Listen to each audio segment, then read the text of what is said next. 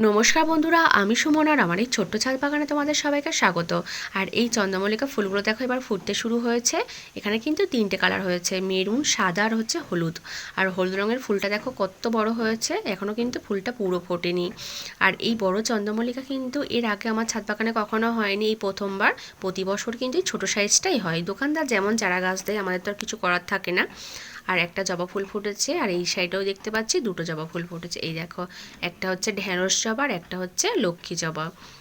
আর এখন কিন্তু জবা গাছ আমার কাছে 3টে থেকে 4টে রয়েছে, যেহেতু আর যে গাছগুলো রয়েছে সেগুলো তো সব আমি কাটিং করে দিয়েছি, তার জন্য কিন্তু ফুলও অনেক কম ফুটছে। আর কসমস ফুলগুলো দেখো দূর থেকে কি দারুণ দেখতে লাগছে। এই ডিপ কালারটাই কিন্তু বেশি ভালো লাগছে দেখতে। আর গাছ বসানোর জন্য আমি কিন্তু দুটো হচ্ছে প্লাস্টিক দিয়ে গ্রো ব্যাগ বানিয়ে নিয়ে এসেছি। এই কপি গাছ দুটোকে হচ্ছে এর মধ্যে বসাবো। আর এই কপি গাছগুলো দেখো দুটো করে হচ্ছে মাথা। গাছগুলো যখন এর মধ্যে বসিয়েছিলাম তখন কিন্তু মাথাগুলো ইঁদুরে খেয়ে নিয়েছিল, আর খাওয়ার পরে কিন্তু দু সাইডে দুটো করে মাথা বেরিয়েছে।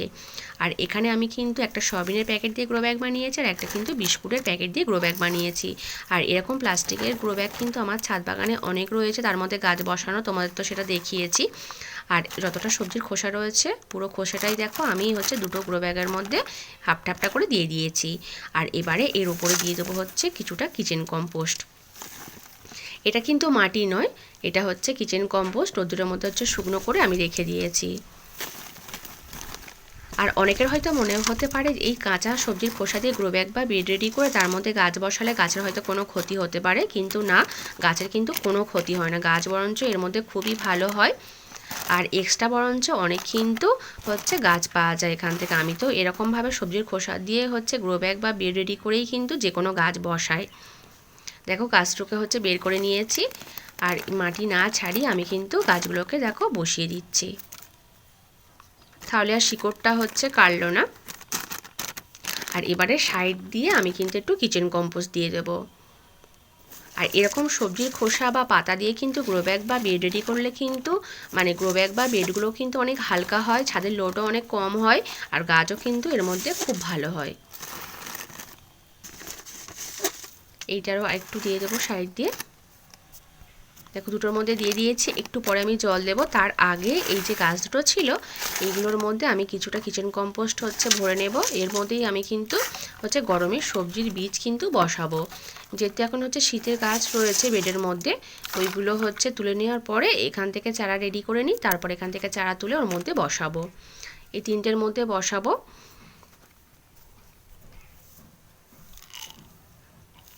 আর এটা হচ্ছে ঢ্যাঁড়সের বীজ। এই দেখো, এটা হচ্ছে আগের বছরের হচ্ছে বীজ। আর একটু বেশি করেই কিন্তু 3টে জায়গার মধ্যেই হচ্ছে দিয়ে দেবো, কারণ প্রত্যেকটা বীজ থেকে চারা নাও বেরোতে পারে। পুরনো বীজ থেকে হচ্ছে চারা হয়, কিন্তু প্রত্যেকটা বীজ থেকে কিন্তু হয় না আবার, ওই জন্য একটু বেশি করেই দেখো দিয়ে দিলাম। আর এবারে ওপর দিয়ে একটু গোবর সার দিয়ে দেবো। মাটি দিলেও হয়, আমি এখানে একটু গোবর সার দিয়ে দিচ্ছি।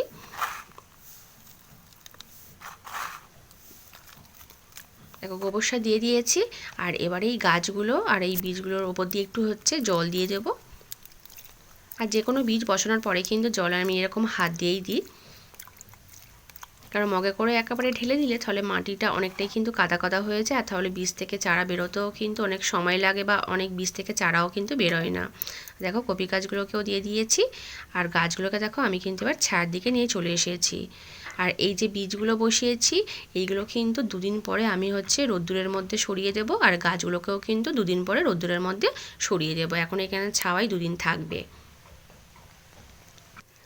আর এই বেডটা তো আমি হচ্ছে দুদিন আগে রেডি করেছি, হচ্ছে গাছের পাতা আর তার উপরে সবজির খোসা দিয়ে আর তার উপরে অল্প একটু মাটি দিয়ে। আর ভাবছি বেডটাকে শুধু ফাঁকা রেখে লাভ নেই, এর মধ্যে আমি কিন্তু এই লাল শাকের বীজ দেখো দিয়ে দিচ্ছি। আর যে কোনো হচ্ছে শাক কিন্তু খুব তাড়াতাড়ি হচ্ছে রেডি হয়ে যায়। আর আমার এদিকে হচ্ছে গরমের সবজির বীজ থেকে চারা বেরিয়ে রেডি হতে হতে আমার কিন্তু এই শাকগুলো হয়ে যাবে। তখন হচ্ছে তুলে নিয়ে এর মধ্যে হচ্ছে গাছ হচ্ছে বসিয়ে দেব। ওপর দিয়ে দেখো একটু হচ্ছে মাটি ছড়িয়ে দিচ্ছি। আর এবারে একটু কিন্তু জল দিয়ে দেব।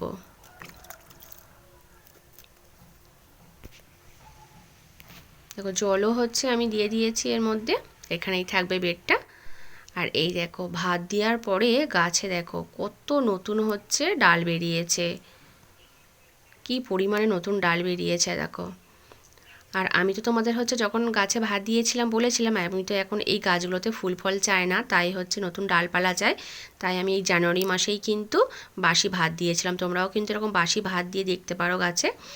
আর এইটার মধ্যে হচ্ছে ওই যে কচু হয় যে ছিটছিট পাতা, ওই গাছ কিন্তু আমি বসিয়েছিলাম। আর গাছটা দেখতে পাচ্ছি সব পাতা নষ্ট হয়ে গিয়েছে, আর একটা পাতা রয়েছে এটাও দেখছি নষ্ট হয়ে গিয়েছে। গাছটা বাঁচবে কি না সেটাই বুঝতে পারছি না, কীভাবে যে এরকম হলো। গাছের গোড়ায় কিন্তু জলও বসেনি।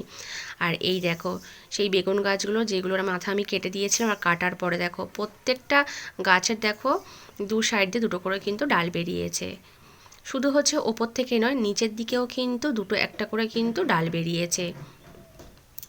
বেগুন গাছ বসানোর কিন্তু 15 থেকে 20 দিন পরে আমরা যদি এরকম মাথাগুলোকে কেটে দিই, তাহলে কিন্তু গাছে অনেক কিন্তু নতুন ডালপালা হচ্ছে হয়, আর প্রচুর কিন্তু ফলও পাওয়া যায়। আর আমি যে ডাল থেকে হচ্ছে জবা গাছগুলো রেডি করেছিলাম সব কিন্তু এই সাইডটাতে রয়েছে, এই দেখো। আর আজ কিন্তু বন্ধুরা এই পর্যন্ত, টাটা বাই।